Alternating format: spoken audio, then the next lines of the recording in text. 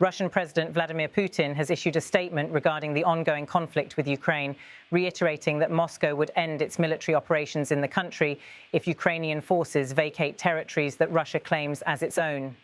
In a key declaration made during his visit to Bishkek, Kyrgyzstan on November 27, 2025, Putin set forth the conditions for halting hostilities between Russian and Ukrainian forces. If Ukrainian troops leave the occupied territories, we will cease hostilities. If they do not leave, we will expel them by military force, President Putin asserted, emphasizing the Kremlin's stance on territorial control in Ukraine. The Russian president's comments came amid mounting pressure for peace talks, though Moscow has consistently refused to negotiate without clear guarantees regarding its territorial claims in eastern Ukraine and other contested regions. Putin's statement has reignited discussions about Russia's territorial ambitions and the ongoing war that has now extended well over a year. The territories in question are primarily those in the Donetsk and Luhansk regions in eastern Ukraine, areas that have been at the center of the conflict since Russia's annexation of Crimea in 2014 and the subsequent support for separatist movements in those regions. While these territories have long been viewed by Moscow as part of its sphere of influence, Kyiv and its allies reject any claims over Ukrainian sovereign land. Putin's remarks have not clarified whether they apply only to the contested eastern regions of Donetsk and Luhansk, or whether they extend to other southern Ukrainian territories, such as Kherson and Zaporizhzhia, which Russia has also sought to control since its invasion in February 2022. The Kremlin has been adamant in its desire to secure these regions, which are strategically important to Russia both militarily and economically. The Ukrainian government, led by President Volodymyr Zelensky, has maintained a firm stance on the issue of territorial integrity, vowing not to cede any part of its territory to Russia.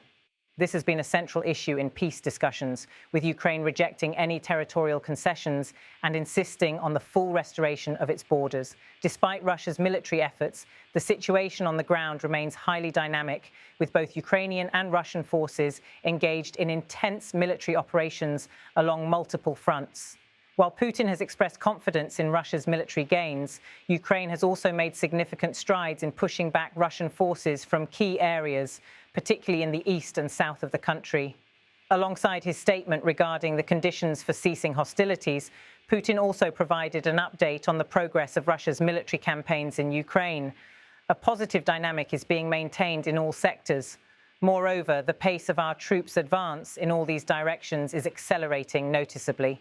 I don't want to be mistaken now about the number of kilometers, etc., but month by month, the area of territory recaptured by our forces in all main directions is increasing, Putin claimed. The Russian president did not provide specific details regarding the areas of Ukraine where Russian forces have made the most significant advances or the strategic importance of those areas.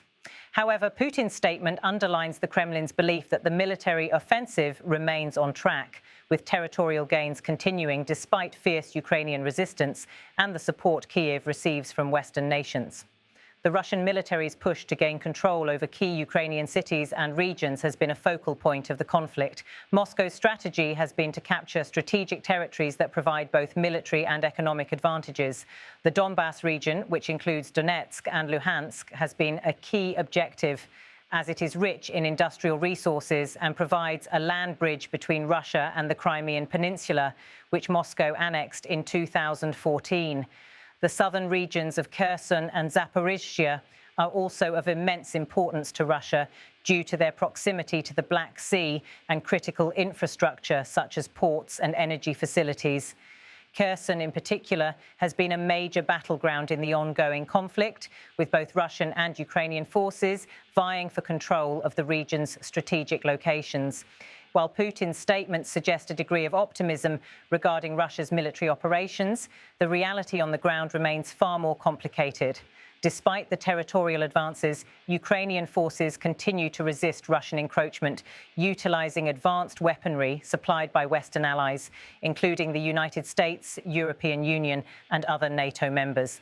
These weapons have significantly bolstered Ukraine's ability to push back against Russia's forces, especially in key urban centers and along important defensive lines. Ukrainian President Volodymyr Zelensky has repeatedly stated that Kyiv will not negotiate under duress and will not accept any conditions that would involve the loss of its sovereign territory. Zelensky's position has been echoed by Western leaders who have expressed unwavering support for Ukraine's territorial integrity. At the same time, Western nations have provided Ukraine with significant military aid, including advanced weapon systems, training for Ukrainian forces, and financial assistance to maintain the country's defense efforts.